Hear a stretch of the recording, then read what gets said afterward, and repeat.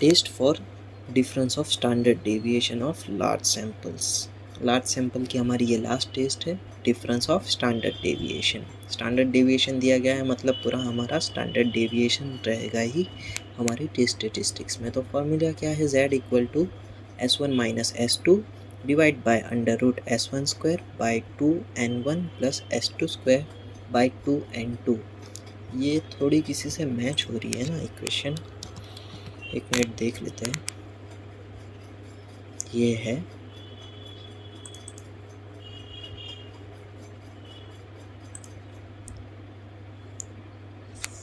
हाँ, difference of mean से match हो रही है।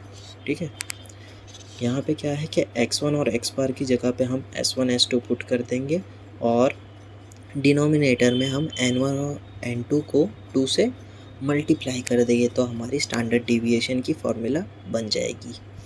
ओके, और हमारा पेज नंबर कितना था, 18 17। और ये हमारा सिग्मा वाला वर्जन। और यहाँ पे हमें आइडेंटिफाई कैसे करना है कि क्वेश्चन में हमें क्या दिया गया होगा, तब हमें जाके पता चलेगा कि ये वाली स्टेटिस्टिक्स हमें अप्लाई करनी है। n greater than 30 large sample में एंटर हो चुके हैं हम।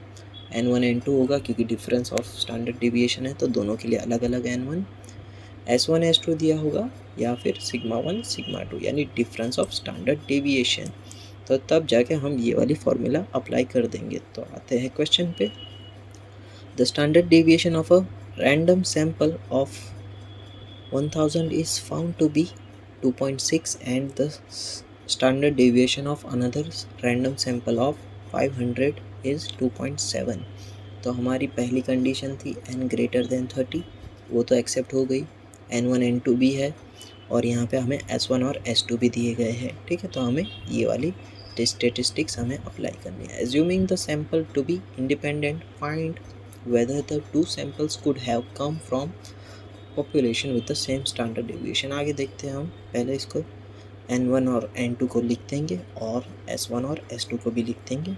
और हमारा जो इसमें क्यों हमने सिग्मा लिखा है, क्योंकि स्टैंडर्ड डेविएशन है।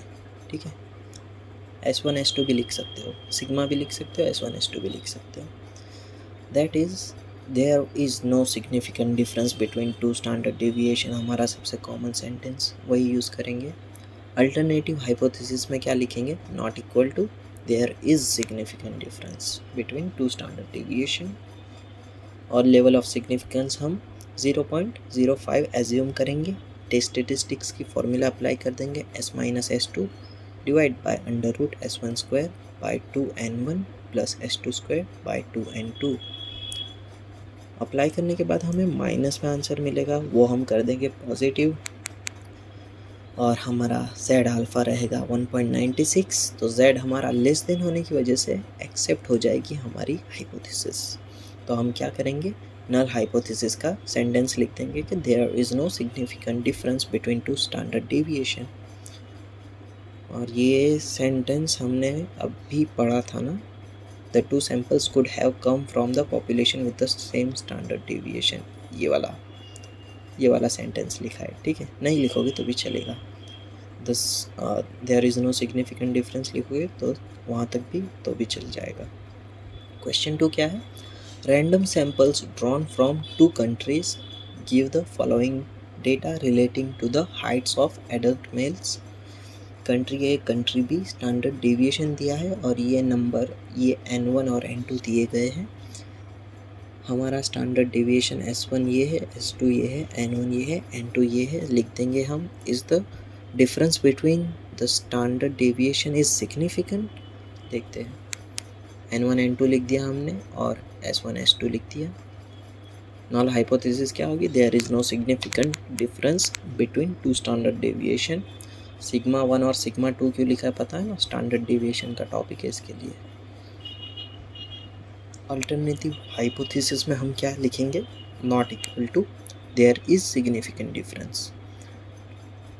लेवल ऑफ सिग्निफिकेंस हम लिखेंगे अल्फा इक्वल टू 0.05 एज्यूम करेंगे। टेस्ट स्टेटिस्टिक्स हम लिखेंगे, उसमें वैल्यू पुट करेंगे, आंसर आएगा हमारा 1.04 जो लेस देन है 1.96। सो तो इसमें भी हमारी एक्सेप्ट हो जाएगी।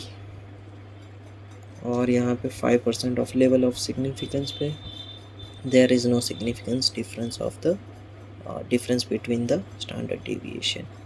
और यहाँ पे हमारा लार्ज सैंपल ख़त्म, अब से स्टार्ट होगा स्मॉल सैंपल।